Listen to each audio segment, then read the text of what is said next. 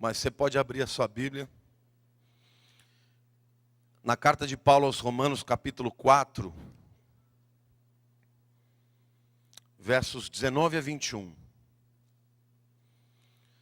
tema da mensagem de hoje é a batalha da fé. A palavra de Deus diz assim, está falando de Abraão e diz, e sem enfraquecer na fé, embora levasse em conta o seu próprio corpo amortecido, sendo já de 100 anos e a idade avançada de Sara, não duvidou, diga, não duvidou, por incredulidade, diga, incredulidade da promessa de Deus, mas pela fé, diga, pela fé, se fortaleceu, dando glória a Deus, diga, dando glória a Deus, estando plenamente convicto de que Ele era poderoso para cumprir o que prometera. Para mim esse é um dos textos mais extraordinários da Bíblia. Porque é um texto que fala de uma realidade que todos nós podemos e devemos andar. Andar pela fé. Tem muita gente que pensa que as suas batalhas são batalhas pelo casamento, batalha pela vida financeira, batalha no emprego, batalhas pelas lutas interiores. Querido, eu quero que você saiba hoje que a maior batalha da sua vida, diga para a pessoa do teu lado, a maior batalha da sua vida é a batalha da fé. E eu quero mostrar para vocês neste texto aqui, como podemos ter uma vida de vitória e que glorifique a Deus, se nós vencemos essa batalha. Se você vencer a batalha da fé, diga assim, se eu vencer a batalha da fé, todas as outras serão vencidas.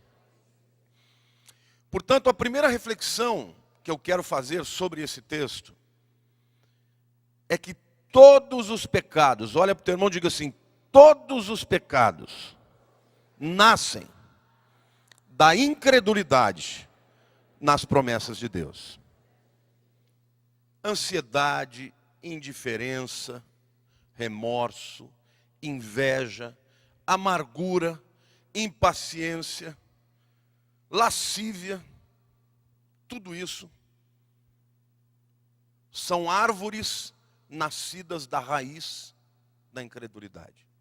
Diga assim, todos os pecados nascem da incredulidade nas promessas de Deus. Amém ou não? É importante que você entenda isso. Antes de mais nada, qualquer coisa que você esteja lutando nasce da incredulidade. Aqui o apóstolo Paulo está falando do grande pai da fé, Abraão. Deus promete a Abraão que ele seria pai de nações, quando ele tinha 75 anos e, portanto, já era um homem velho.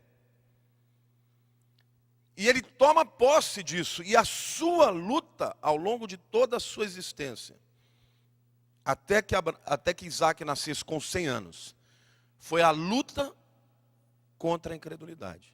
Por isso a batalha da fé. E eu fico pensando que a fé de muita gente é inversamente proporcional ao tempo. Presta atenção no que eu falei. Diga assim, a fé de muita gente é inversamente proporcional ao tempo. Quanto mais o tempo cresce, mais a fé diminui. Não é isso? Quantos de vocês já não creram em Deus, já não receberam alguma palavra aqui na igreja, ou lendo na Bíblia, ou ouvindo um louvor, algo que Deus tenha tocado o seu coração? E aquilo gerou uma expectativa, uma confiança, uma fé maravilhosa. Você entrou triste e saiu daqui alegre, forte para enfrentar as batalhas. Mas aí o tempo começa a passar e as coisas não acontecem. O tempo vai aumentando e a fé vai diminuindo. Diga para a pessoa do teu lado, todos os pecados nascem da incredulidade das promessas de Deus. Amém? Eu quero dar um exemplo aqui para vocês de uma outra afirmação bem absoluta que Jesus faz. Por exemplo, lá em 1 Timóteo capítulo 6, verso 10, Na verdade, Paulo é quem faz essa afirmação, mas ele está citando ou está usando de uma verdade já apregoada por Jesus anteriormente. Ele diz assim: porque o amor do dinheiro é raiz de todos os males. Diga assim: o amor do dinheiro é a raiz de todos os males.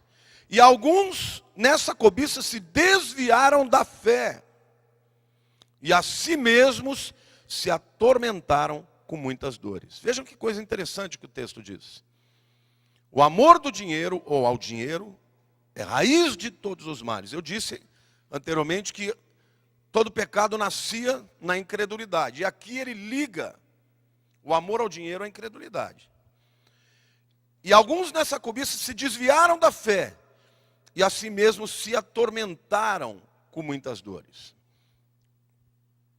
Deixa eu fazer uma pergunta para você. Você entende o que significa amor ao dinheiro? Quem aqui tem ideia do que o apóstolo Paulo está falando? Quem tem uma nota aí de um dinheiro? Não vou ficar com ele não, eu devolvo. Me empresta aí uma nota aí. Uma nota grande, de pelo menos 20. Pode dar aqui, Bernardo. Uma nota de R$10. Vocês acham que o amor a dinheiro é assim? Como você é linda. Que coisa maravilhosa. Eu não vivo sem você. Eu não vou gastar. Você vai embora da minha mão. Eu vou ficar com saudade.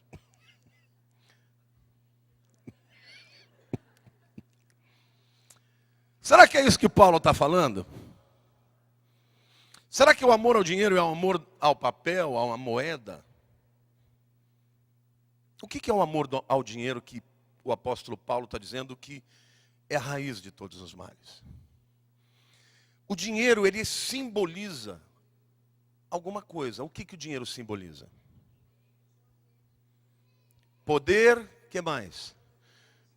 Comprar alguma coisa, que mais? Ela tocou no ponto aqui. O dinheiro representa segurança. Mas não a segurança que Deus dá. A segurança que o homem pode dar. Amém ou não? Por que as pessoas querem tanto dinheiro? Porque se elas tiverem dinheiro, elas acreditam que o futuro delas está garantido. Você já viu como as pessoas ricas são soberbas? Autossuficientes, acham que não precisam de Deus? Por quê? Porque elas amam o dinheiro. Elas creem no dinheiro, na segurança que o dinheiro dá. Elas acham que se elas têm dinheiro, elas podem tudo.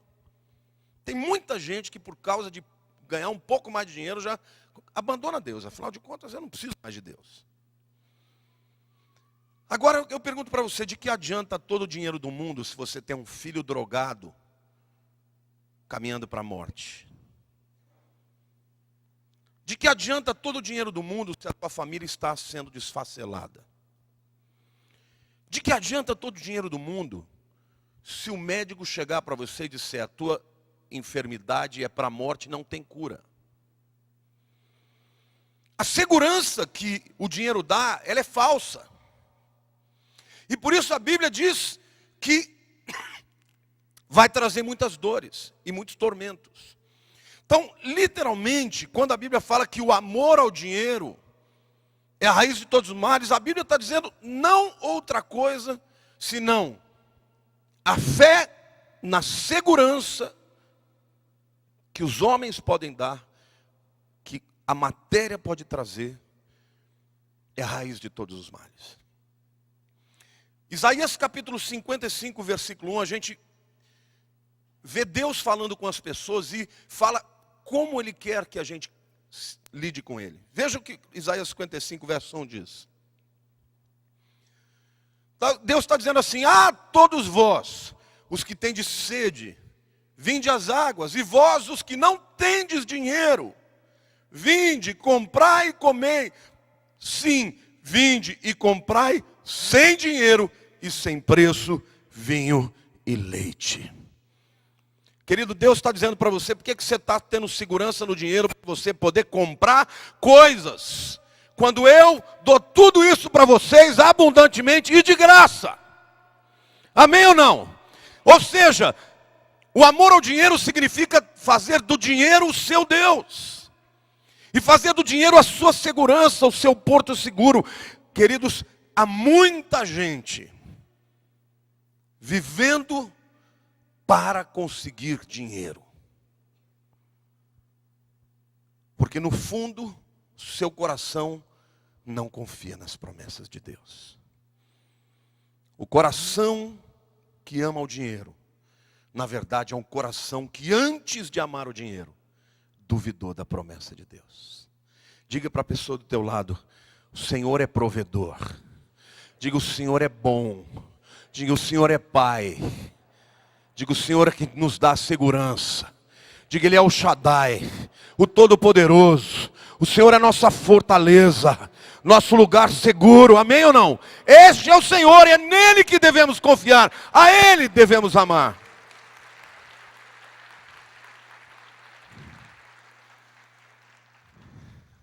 E o dinheiro, portanto, controla todas as áreas do ser humano.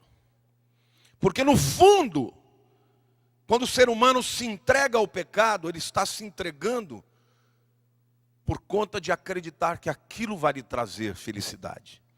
Aquilo vai suprir os vazios, os buracos da sua alma. E a Bíblia deixa muito claro que a incredulidade, portanto, é que leva a todas essas coisas. Quando eu duvido de Deus, eu elenco outro Deus na minha vida. Pode ser uma pessoa, pode ser um trabalho, pode ser uma profissão, pode ser uma droga, pode ser qualquer outra coisa que o diabo utilize para poder colocar no meu coração que alguém mais, além de Deus, vai me trazer vida plena e felicidade. Mas o apóstolo Paulo diz claramente que isto vai trazer tormento. Então, comecei dizendo para vocês que todos os pecados, diga todos os pecados, nascem na incredulidade nas promessas de Deus. Nasce da incredulidade nas promessas de Deus. Mas eu quero dizer, em segundo lugar, que o pecado, ele nos desvia, eu digo o pecado nos desvia do propósito de Deus. Qual é o propósito de Deus para a sua vida? Você já descobriu qual é o propósito de Deus para a sua vida? Pergunta para a pessoa do teu lado, você já descobriu qual é o propósito de Deus para a sua vida? Você já fez essa pergunta algum dia? Para que eu existo? Você se acha uma pessoa imprescindível? Você é imprescindível. Deus fez você único nesse mundo. Não tem ninguém neste mundo que é como você. Então, o propósito de Deus para a sua vida é imprescindível para esse mundo. Olhe para a pessoa do teu lado e diga, ainda que o inimigo queira que você não saiba disso. Deus tem um propósito para a sua vida. E esse propósito é imprescindível. Eu vou mostrar para vocês, está lá em Isaías 43, versículo 7. Eu gosto sempre de, quando vou estabelecer algum fundamento teológico, buscar um texto do Velho e um do Novo. Isaías 43, 7 diz assim: a todos os que são chamados pelo meu nome. Quantos aqui são chamados pelo nome do Senhor? Diga, eu sou. E os criei para a minha glória. E que formei e fiz. Olhe para a pessoa do teu lado e diga assim, Deus te criou. Deus te chamou. Deus te formou para a glória dele. Diga, esse é o propósito da tua vida. É glorificar a Deus. Amém ou não?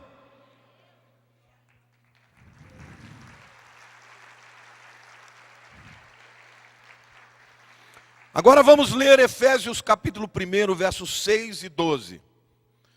Agora o Novo Testamento, o apóstolo Paulo, falando sobre o mesmo propósito que Deus tem na nossa vida. Versículo 6 diz, para louvor da glória da sua graça, que Ele nos concedeu gratuitamente, diga gratuitamente. No amado, e no versículo 12, ele continua, o versículo 7 falando sobre isso, no 12 ele diz, a fim de sermos para louvor do quê? Da sua glória. Quem? Diga, nós, os que de antemão esperamos em Cristo. Amém ou não? A palavra de Deus diz que o propósito de Deus, propósito significa algo que é colocado antes. Na eternidade, Deus falou, eu vou formar fulano, beltrano, ciclano, e eu vou formá-lo, eu vou criá-lo para glorificar o meu nome. Por isso, meu querido, que eu quero que você entenda essa verdade de maneira muito objetiva. Quando você duvida da provisão de Deus, quando você duvida que a sua felicidade esteja linkada diretamente à promessa de Deus, você começa a se desviar do propósito de Deus, que é glorificar o seu nome. Por quê? Porque você começa a procurar outros deuses. E quando o apóstolo Paulo ele cita Abraão, é porque Abraão, um homem como você e como eu, um homem de carne e osso, que teve muitos defeitos. Abraão não foi santo, não. Abraão não foi uma pessoa que só acertou, não. Mas uma coisa ele teve. Ele perseverou em crer. Quanto mais tempo passava, mais ele declarava, Deus vai fazer.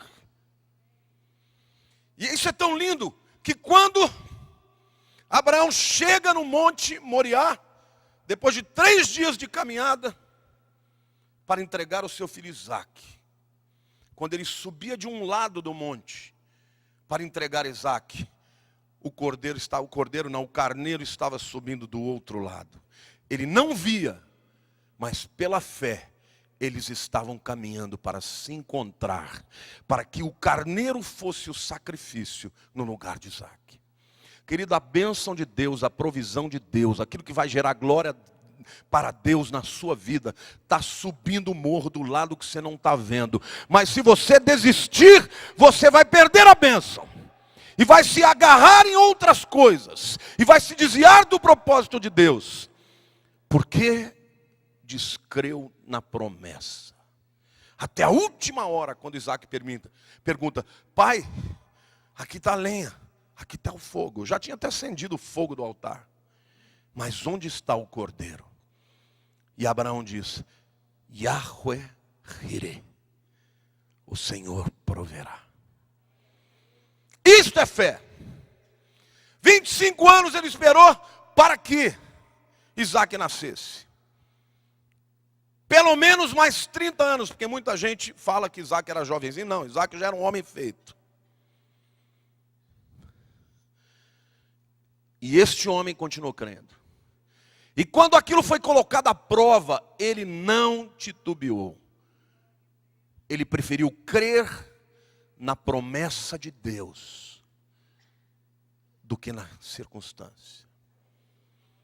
Por isso eu quero dizer para você, querido, não dependa do que você vê. Porque o que você vai ver, muitas vezes vai ser contrário à promessa de Deus. Mas Deus não retrocede a sua promessa. A Bíblia diz que as promessas de Deus são irrevogáveis. E você glorifica a Deus quando você se agarra na promessa e diz, o Senhor prometeu, então vai acontecer na minha vida. Não importa as circunstâncias, não importa o que eu estou vivendo, não importa o meu corpo amortecido, Deus prometeu, Ele vai cumprir. Amém ou não? Essa maneira ele glorificou a Deus, pela fé. Amém?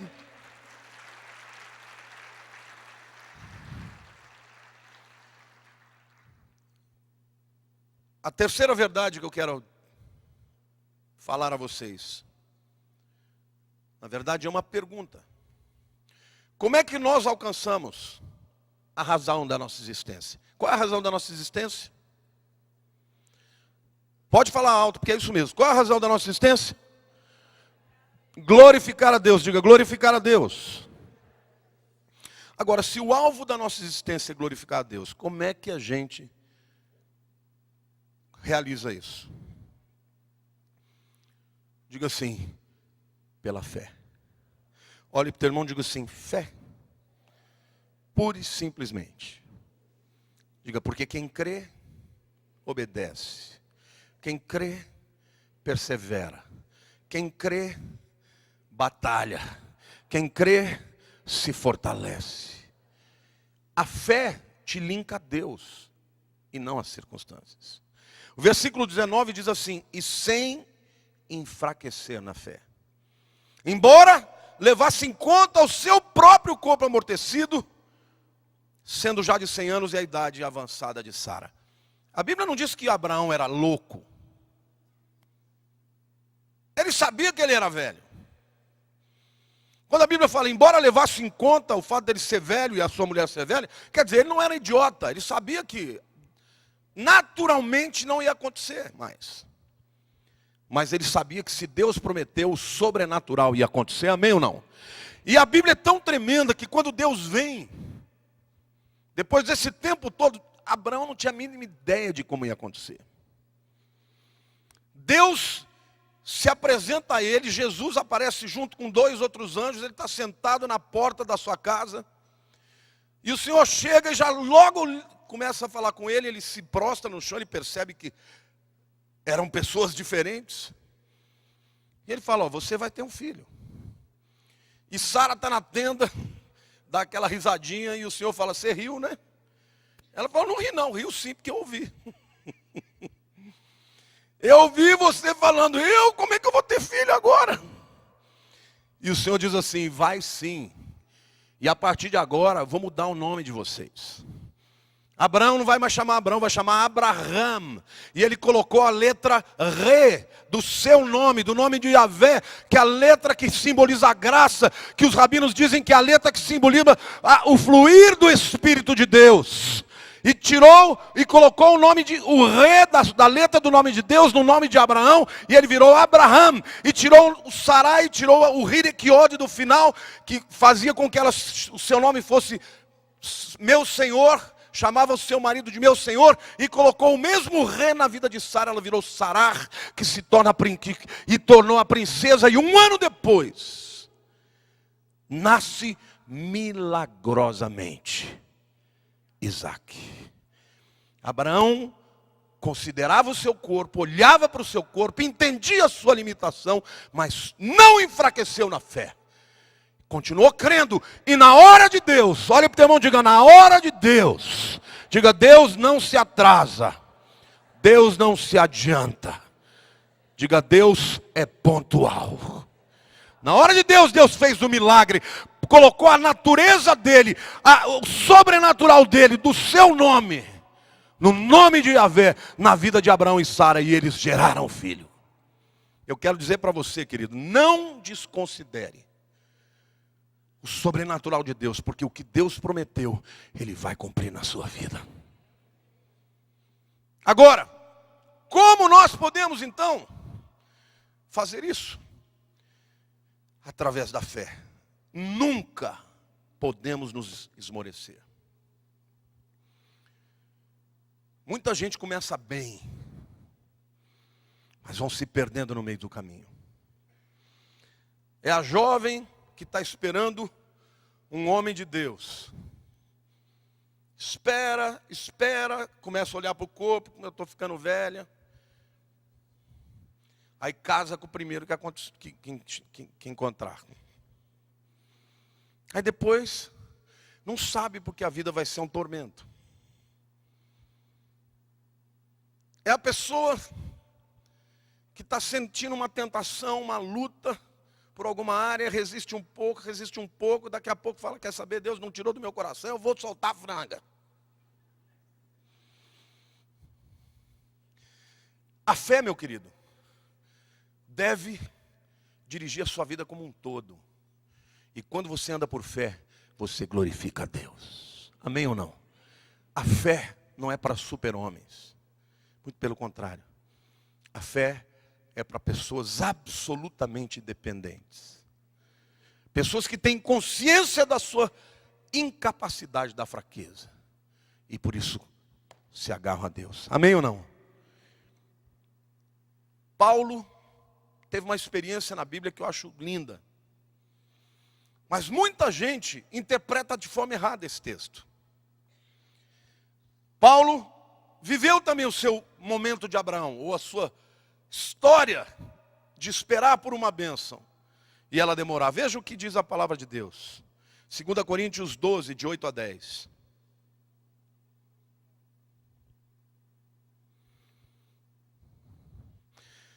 Segunda Coríntios 12, de 8 a 10. Por causa disto, 3 vezes pedi ao Senhor que o afastasse de mim. Então ele me disse: a minha graça te basta, porque o poder se aperfeiçoa na fraqueza. De boa vontade, pois, me gloriarei nas fraquezas, para que sobre mim repouse o poder de Cristo. Pelo que sinto prazer nas fraquezas, nas injúrias, nas necessidades, nas perseguições, nas angústias por amor de Cristo. Porque quando eu sou fraco, então eu sou forte. Amém ou não? A gente não sabe exatamente o que é que Paulo tinha, que espinho é esse na carne. Alguns dizem que era enfermidade, outros dizem que era alguma tentação do diabo na vida dele, que esbofeteava a cara dele, que humilhava, que deixava ele cair na real. A gente não sabe exatamente o que era. Mas a Bíblia diz que Paulo pediu 3 vezes. E, querido, tem gente que pede 200. Só que a diferença, quando Paulo falou, eu pedi 3 vezes, sabe por quê, querido? É que Paulo tinha uma fé tão tremenda, que quando ele pedia 1, já acontecia. Para ele falou 3 vezes. Ele estava abismado. Olha, eu pedi 3 vezes, meu irmão. E Deus falou, a minha graça te basta. Quer dizer, esse não era um homem incrédulo, era um homem de fé, que tinha intimidade com Jesus, que quando pedia para Jesus as coisas aconteciam. Mas ele entendeu, depois da 3ª vez que ele pede, e o Senhor fala, a minha graça te basta. Ele entendeu que Deus tinha um propósito com aquilo. E muita gente pensa, não, Paulo ficou doente pro resto da vida. O texto não diz nada disso. O texto diz o contrário. Deus fala para ele, Paulo, eu quero que você já experimentou muito poder. Eu quero que você experimente a graça. E a graça na tua vida vai fazer algo não para fora, mas para dentro. Você vai ser fortalecido na sua fraqueza. E aí ele começou a se gloriar, não porque o poder de Deus se manifestou para fora, mas porque o poder de Deus se manifestou para dentro. E ele começou a entender que mesmo quando ele era fraco, o final daquela fraqueza era o fortalecimento da sua vida para a glória de Deus. Amém, querido? Então eu quero dizer para você que Deus é um Deus que opera na sua vida para fora e para dentro. Vai haver momentos que a vitória virá e você vai vencer os inimigos, e os inimigos vão cair, mas vai haver outros momentos na sua vida, que a glória de Deus vai se manifestar, quando a sua fraqueza for encoberta pela graça de Deus. E esta fraqueza se tornará numa grande fortaleza. Amém? Glória a Deus. Diga glória a Deus. Diga o poder de Deus se aperfeiçoa na nossa fraqueza. E ele diz, porque quando eu sou fraco, é aí que eu sou forte. Sabe, querido, o diabo pode te derrubar muito mais quando se sente forte do que quando se sente fraco. E a fé de Paulo fez com que ele permanecesse firme na fé, mesmo quando as coisas que ele esperava não aconteceram. Eu quero terminar essa palavra dizendo 3 coisas que para mim explicam a razão da fé glorificar tanto a Deus. Na verdade, são 3 características da fé que glorificam demais a Deus. A primeira característica é que a fé é orientada pelo futuro. Diga assim, a fé é orientada pelo futuro. O que nos orienta? Tem gente que se orienta pelo passado. Tem até ditados, né? Gato escaldado tem medo de água fria. O cabra tem uma experiência ruim e fala, ele passa longe. Ele está orientado pelo passado. Alguma coisa começa a aparentar a situação que ele viveu, ele já fica escaldado. Aliás, a síndrome do pânico é isso. é o medo do medo. Você passa por uma experiência ruim, e quando você começa a passar por algo parecido, você já teme. E o próprio organismo desenvolve uma maneira de escapar. E gera todo aquele pânico. O pânico nada mais é do que o medo do medo. Tem muita gente orientada pelo passado. E por isso é amarga. Tem pessoas que você vê amargas, reclamonas. Isso não é a característica delas, isso não é o temperamento delas. Garanto para você que quando ela era criancinha, ela ria, subia, brincava, perdoava. Mas em algum momento da história, a pessoa se perdeu, foi marcada por uma história triste, por uma história de derrota. E essa pessoa parou de olhar para frente, parou de ter esperança. E foi orientada pelo passado. Outras pessoas são orientadas só pelo que veio. São orientadas pelo presente. Se as coisas vão bem, glória a Deus, está tudo bem. Se a bolsa dá uma chacoalhada, a pessoa já treme. Fala, meu Deus, vou ficar pobre, vou perder o emprego. A minha empresa vai fazer um corte, eu sou o primeiro. Mas a Bíblia diz que a fé é orientada pelo futuro. E o futuro de quem crê em Deus é a glória de Deus na sua vida. Paulo sabia disso. Ele não olhava para as perseguições, pelas fraquezas, pelas injúrias, pelas tentações, não orava para isso. Ele dizia, pelo contrário, eu me alegro nessas coisas, porque o poder de Deus se aperfeiçoa na minha fraqueza. Querido, quem crê em Deus se orienta pelo Deus Todo-Poderoso, que tem uma promessa para a tua vida de que o melhor ainda está por vir. Diga para a pessoa ao teu lado, o melhor de Deus ainda está por vir na tua vida. Diga de novo, o melhor de Deus ainda está por vir na tua vida. Diga, creia, meu irmão. Persevere em crer.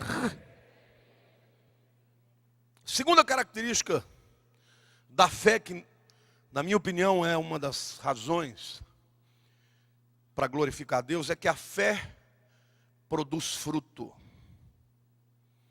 Diga para o teu irmão do lado, se você crê, você vai ter frutos. 2 Tessalonicenses capítulo 1, verso 11, Paulo diz assim. 2 Tessalonicenses 1, verso 11.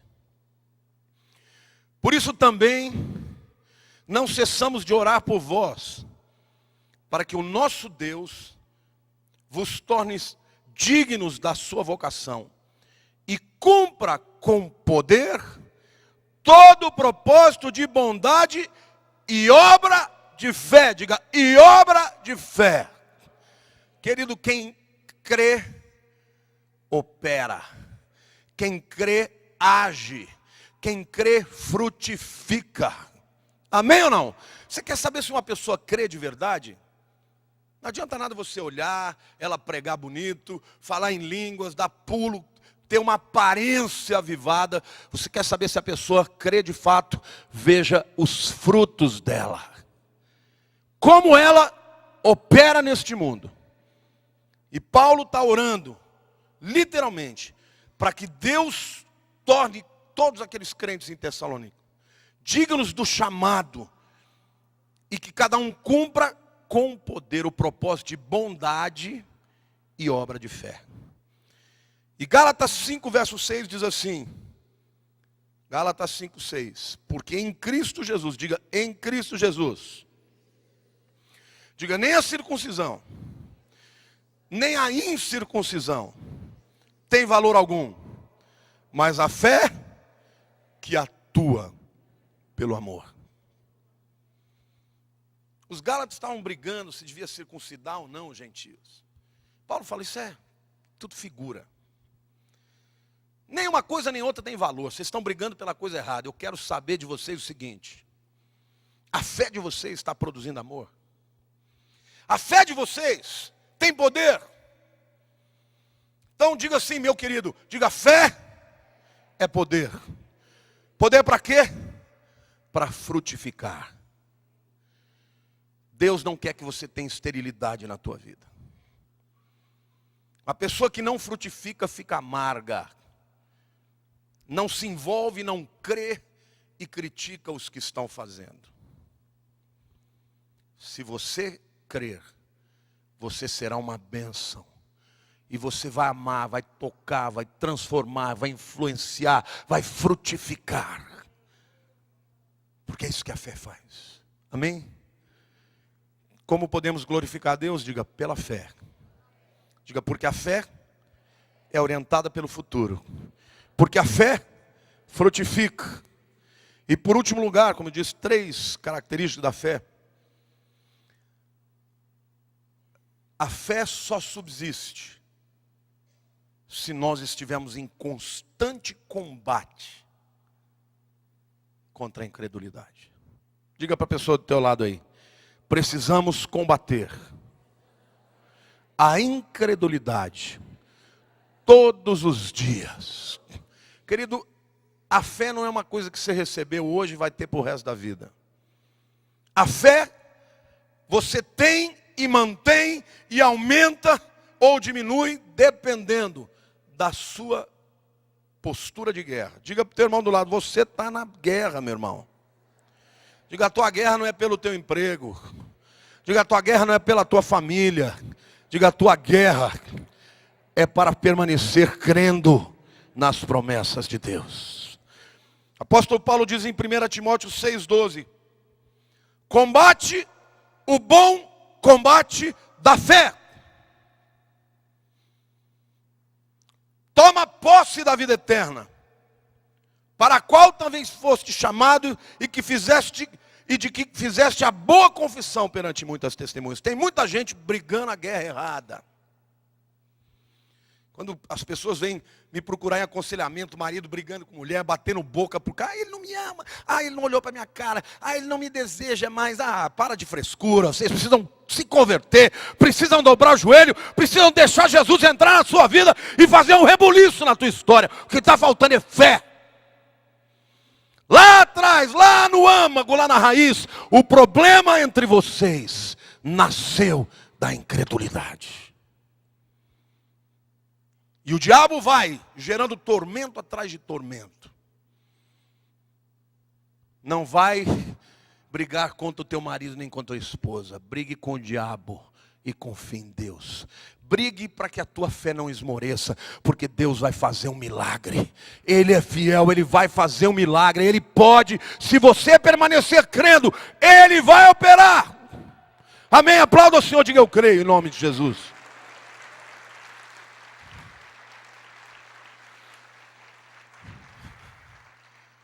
Talvez você esteja dizendo, pastor, mas não dá mais, agora já separei, já não toma. Querido, e daí?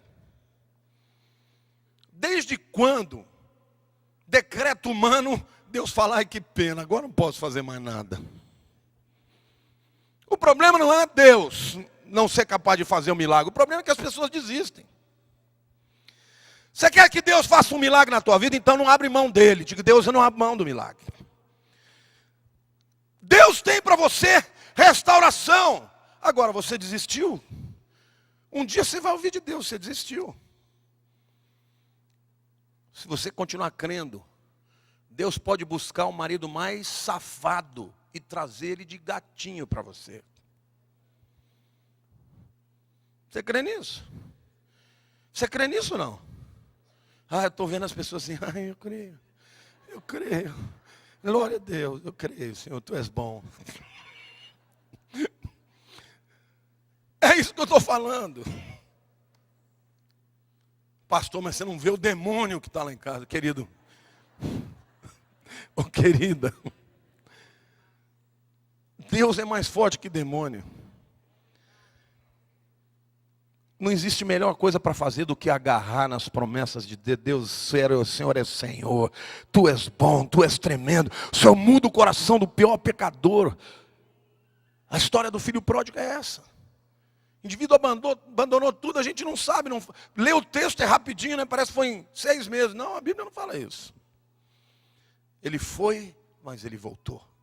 Porque o pai continuava esperando por ele. Diga para o teu irmão do lado, não esmoreça na fé. Diga, continue lutando.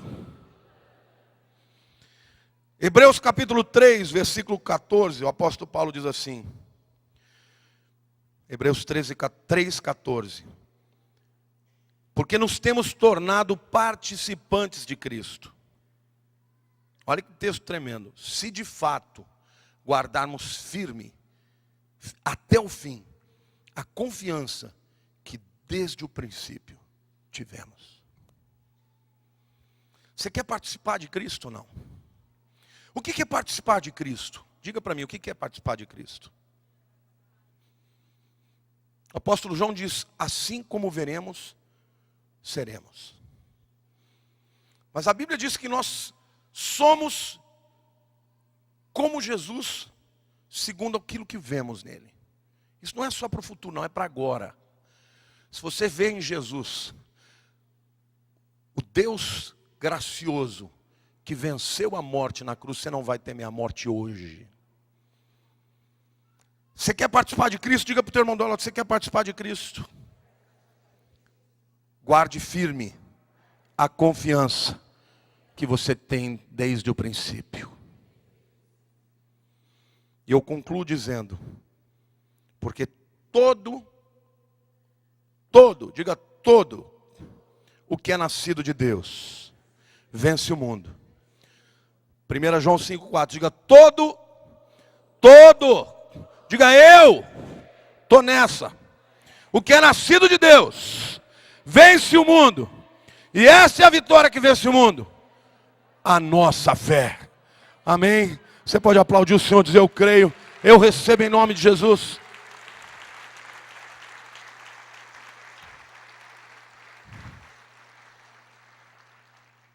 É para você. A vitória que vence o mundo é a nossa fé. Eu comecei dizendo que todo pecado tem raiz na incredulidade nas promessas de Deus. E eu termino dizendo que quando cremos, vencemos o mundo. E é isto que glorifica a Deus e nos coloca no centro do propósito da nossa existência. Sabe quando você glorifica a Deus? Não é quando você tem uma promoção no emprego. Você pode ter uma promoção no emprego e glorificar a si mesmo. Você pode ter uma grande vitória financeira e dizer, olha como eu sou bom. Você glorifica a Deus quando você, em qualquer situação, você reconhece que Deus é bom e que a promessa dele na tua vida vai se cumprir cabalmente. E você anda na glória, na humildade e na humilhação, firmes na promessa de Deus. Você glorifica a Deus quando, a despeito das circunstâncias, você crê que quem prometeu é fiel e poderoso para cumprir. Amém? Quero que você feche os seus olhos.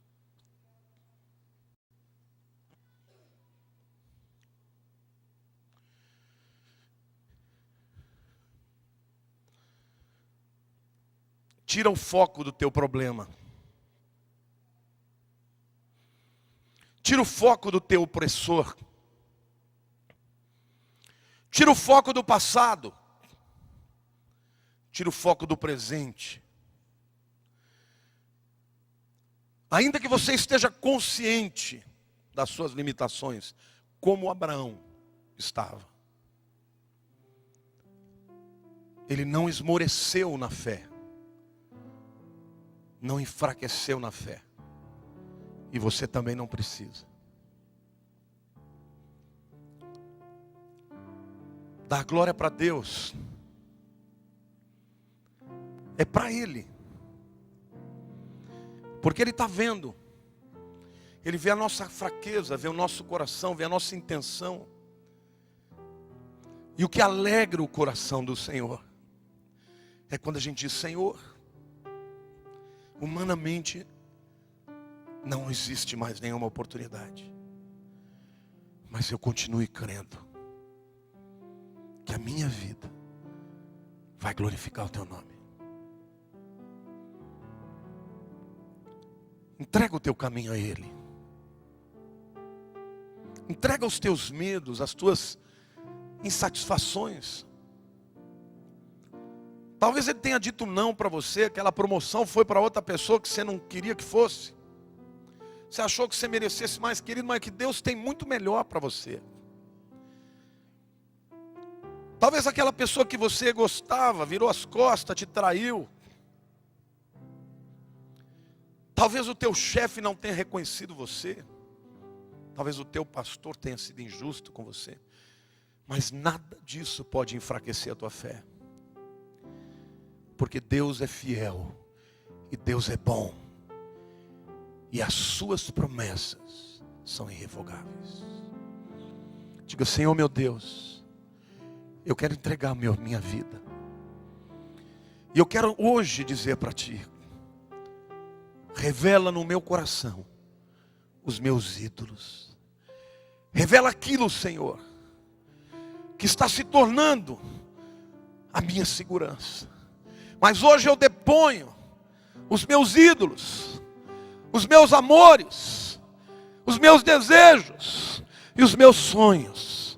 E eu declaro, Senhor, que somente o Senhor é o meu Deus. Tu és perfeito. Tu és um Deus de graça, de misericórdia. E Senhor, hoje eu declaro, eu não enfraquecerei na minha fé.